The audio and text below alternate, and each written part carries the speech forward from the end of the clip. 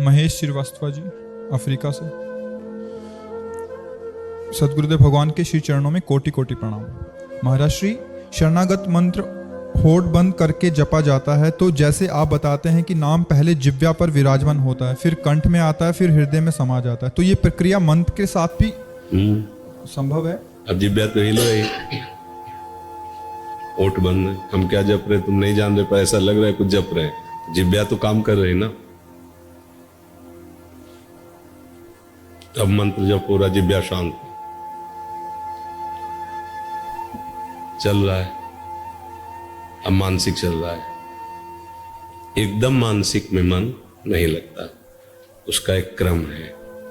पहले जो है जिह्वा के अग्रभाग को हिलाते हुए मंत्र जप करें, फिर जब कंठ से जपा जाता है तो जिह्वा का अग्रभाग ऊपर के दांत के तालू में लगा लिया जाता है।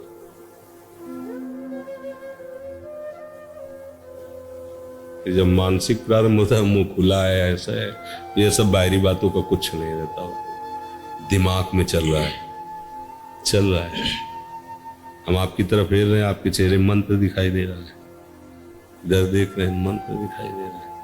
वो बसा हुआ, जो बस गया है ना, फिर वो और नीचे उतरता है, फिर रोम रोम में, नस नाड़ियों में मंत्र नाम समा जाता है।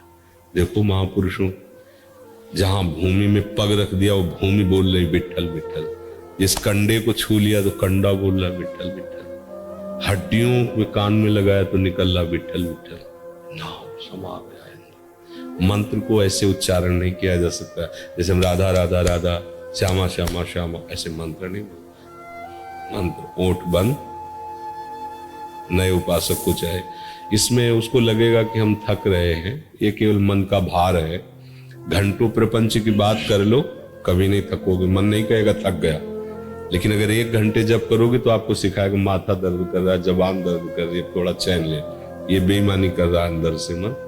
हम कह रहे 3-4 घंटे की फिल्म हो, आप बैठे हो, हजारों लोग बैठे हैं, आपको कोई परेशानी नहीं, 4 घंटे आप बढ़िया आराम से बैठ के देख सकते हो। लेकिन 40 मिनट अगर एकांत बैठ के या समाज में बैठकर नाम जप करना कर, तो मन अंदर से परेशान करने लगे, बड़ा अंतराय है। तो इसको संभाले मन को पहले प्रारंभिक, क्योंकि मानसिक प्रारंभिक जप में नहीं आता है, ये तो सिद्ध कोटि के अंतर्गत आता है। जिसका मानसिक जप चलता है वो सिद्ध कोटि की अवस्था की तरफ पहुंच रहा है, उसका कोई प्रयास नहीं।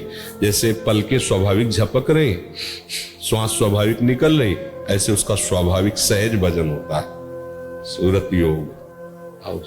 वो बात भी कर रहा है तो अपने प्रीतम में ही है। जैसे हम आपसे बात कर रहे हैं, पर आपका यदि चित्त विषयों में आसक्त है, संसार में आसक्त है, तो आप बात हमारी सुन रहे हो, लेकिन अंदर की रील वहीं चलेगी संसार में। ऐसे सिद्ध भक्तों की आंतरिक रील प्रिया प्रीतम में चलती है, श्यामा प्यारी में। बातचीत भले व्यवहार की चेष्टा करते नजर आवे, उठते बैठते खड़े चलते फिरते खाते पीते, हर समय उनका काम ही नारी प्यार जिम लोभी जिम प्रिय राम। हाँ, ऐसे जैसे कामी पुरुष कोई चेष्टा थोड़ी करता है, अंदर से उसका चिंतन कामनी का होता है। लोभी पुरुष धन के लिए कोई ध्यान लगाना कुछ ऐसा नहीं, स्वाभाविक उसका ध्यान धन में।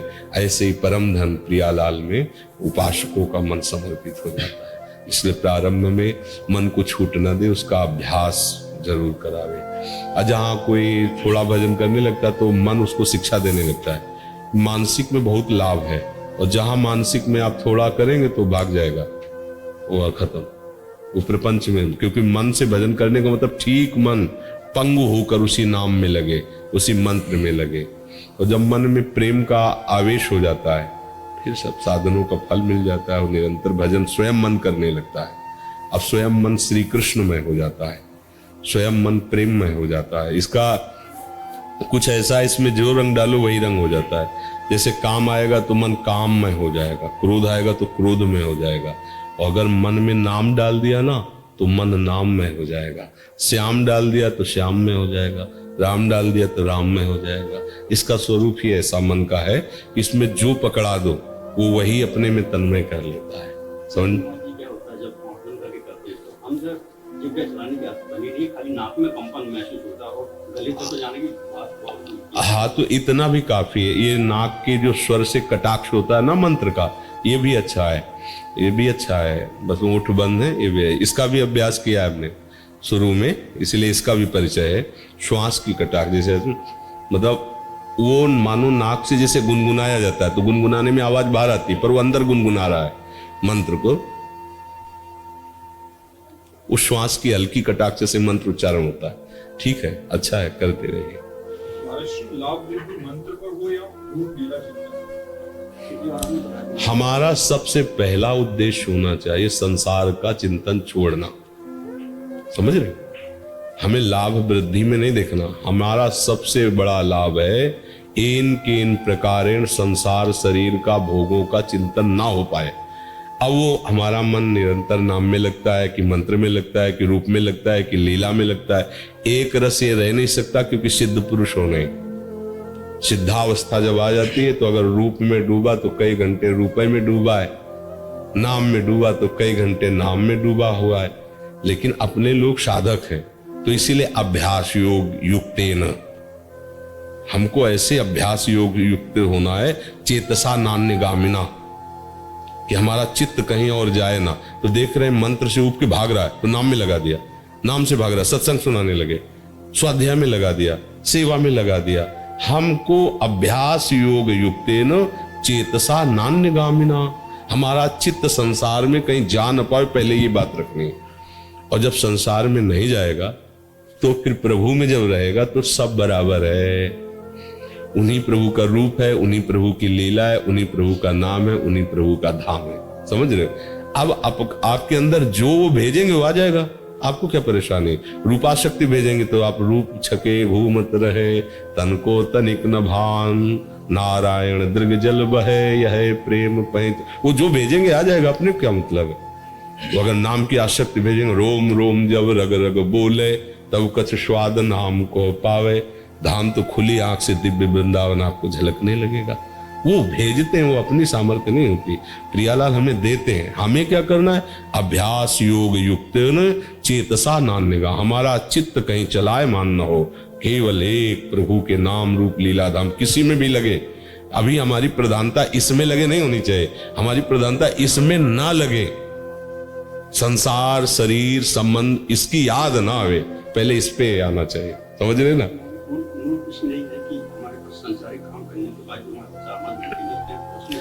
असल बात, संसारिक काम को भागवती बिना बनाए बात नहीं बनेगी। अगर आप उसको संसारिक ही रखेंगे तो मतलब अधूरा रहेगा काम। हमें वो समय भी सार्थक करना है। देखो, जो काम हम करते हैं उसका हमारे अंदर संस्कार पड़ता है। जैसे आप 8 घंटे संसारिक काम किए, वो माना ये संसारिक काम है, और उसमें आप सावधान नहीं रहे, नाम जप नहीं किया, तो अब दो घंटे जो आपको मिलेंगे ना, तो चाहे जितने चतुरता करो, वो 8 घंटे की रील 2 घंटे आपको चला के दिखाई जाएगी। आप लड़ते रहो, उस समय ना रूप का स्वाद होगा ना नाम का स्वाद होगा, केवल लड़ाई होती रहेगी। क्योंकि वो 4 घंटे 8 घंटे जो उसने सीन ली है ना, वो बड़ा चतुर है मन, वो वही भेजता रहेगा। उसने ऐसा क्यों कहा, ऐसा उसको किया, वैसा वैसे, वो चलाता रहेगा। अगर उसे भागवतिक माना, प्रभु में समर्पित कर दिया, तो उसकी पहचान है कि उसकी याद नहीं आनी चाहिए जो 8 घंटे किया। अब जो करना है, चाहे रूप में डूबो चाहे नाम में डूबो, बात समझ में आ रही है अच्छे से अंदर से?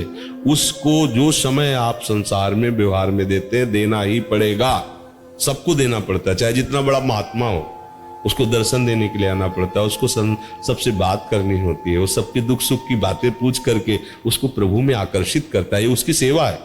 पर वो किसी से राग नहीं करता। आपके जाने के बाद आपकी अगर झांकी हमारे मन में आ गई, इसका मतलब हम आपसे राग करते हैं। आपके हटने के बाद जहां हम हैं वहीं होनी चाहिए। अगर आपकी याद आई है तो कोई ना कोई त्रुटि हो गई आपसे हमारी, तभी आपकी याद आएगी। क्योंकि प्रेम जो होता है वो सच्चिदानंद प्रभु में होता है। राग जो होता है वो पांचभौतिक रचना में होता है। पांचभौतिक रचना की कोई भी याद आना वो राग की सूचना है।